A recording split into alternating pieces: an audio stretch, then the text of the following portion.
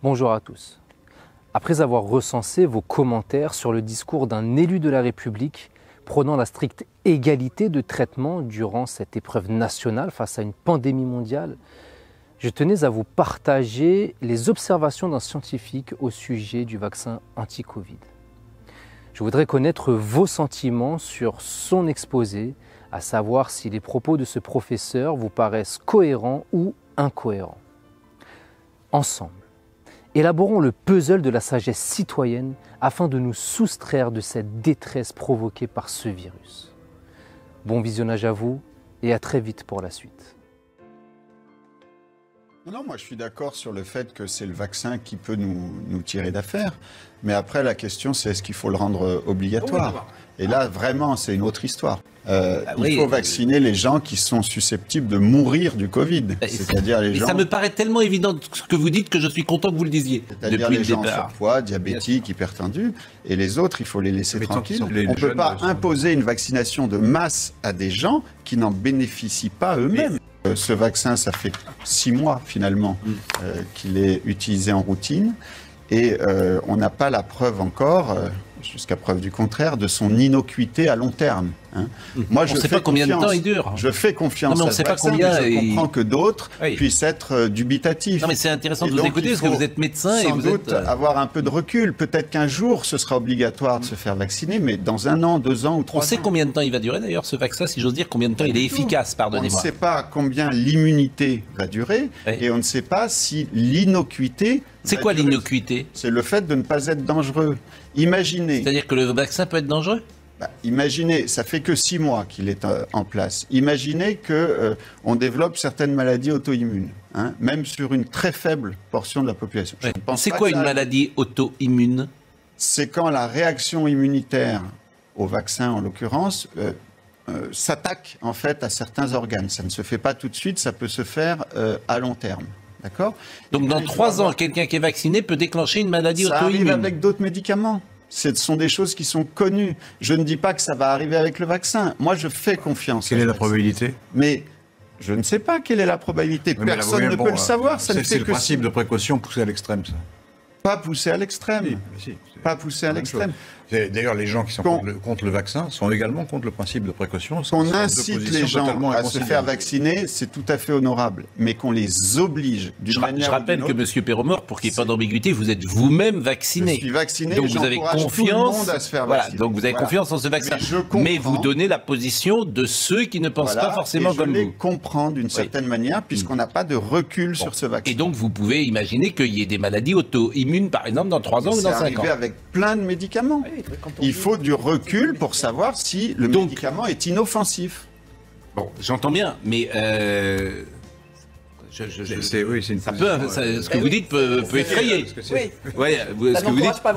C'est pour ça que ça doit rester un choix personnel. Non, mais ce que vous dites peut effrayer. Alors, et là, on retrouve le bénéfice-risque. C'est-à-dire que si je suis fragile, si effectivement le bénéfice-risque, parce que je me fais vacciner parce que ça n'est pas utile. Il y a un traitement antiviral très intéressant là qui est en cours de phase 3 d'essai aux États-Unis qui s'appelle le molnupiravir, qui se donnerait sous forme de comprimé et qui pourrait être disponible à la rentrée en fait, au dernier trimestre. Et ça, c'est vrai qu'on en parle très très peu, mais ça pourrait être un traitement visiblement qui évite les formes graves. Il y a 2 choses qu'on sait et 2 choses qu'on ne sait pas. Je suis désolé de le dire. Ce qu'on sait, c'est que effectivement, ça évite dans la très grande majorité des cas de faire une forme grave. Donc il y a un bénéfice extrêmement fort. Et puis en plus, les gens vaccinés transmettent moins à une tierce personne. Ça, on le sait, c'est prouvé. Mais ce qu'on ne sait pas, je suis désolé de le dire, c'est l'immunité conférée par le vaccin sera-t-elle durable ou pas ? Autrement dit, est-ce qu'il ne va pas falloir changer de vaccin en courant après des nouveaux variants ? Et puis surtout, l'innocuité à long terme. C'est-à-dire, est-ce qu'un jour, on ne va pas se retrouver par un effet boomerang avec des complications du vaccin ? Ce serait quand même très prétentieux de dire non, ça n'arrivera pas. Je suis désolé. Pourquoi vous ne voulez pas entendre ça, prendre le risque ? Alors, moi, je suis pour qu'on prenne le risque. Bien sûr, je l'ai fait moi-même. Je l'ai fait moi-même. Mais entendez au moins... Mais pourquoi vous voulez... Monsieur Geoffrin, entendez au moins ceux qui sont sceptiques. J'entends très bien. Mais non, vous ne voulez pas. En fait, on ne peut pas parler sereinement de ce sujet. À mon avis, modestement, mais comme je ne suis pas les pouvoirs publics, je reste tout à fait modeste, on est obligé de prendre ce risque. Oui, mais pourquoi on ne le dit pas avec franchise, avec clarté, parce que si avec vous dites pédagogie. c'est dangereux, les gens ne vont pas se faire vacciner. Ah, donc il faut leur... c'est intéressant ce que vous dites. Ah, ça, si vous mettez, évidemment, c'est une question de gradation de l'information.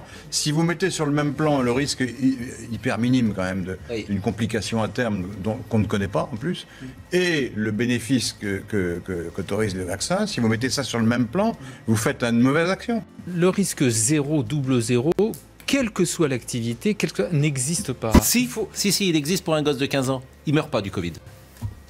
Pardonnez-moi de vous le dire comme ça. Non, je ne suis pas totalement... c'est factuel. Ce que je vous dis, c'est factuel. Il n'y a pas un mort de 15 ans. Tous les vaccins qui ont été rendus obligatoires, tous, ont des décennies de recul. Des décennies de recul. Ils sont sûrs.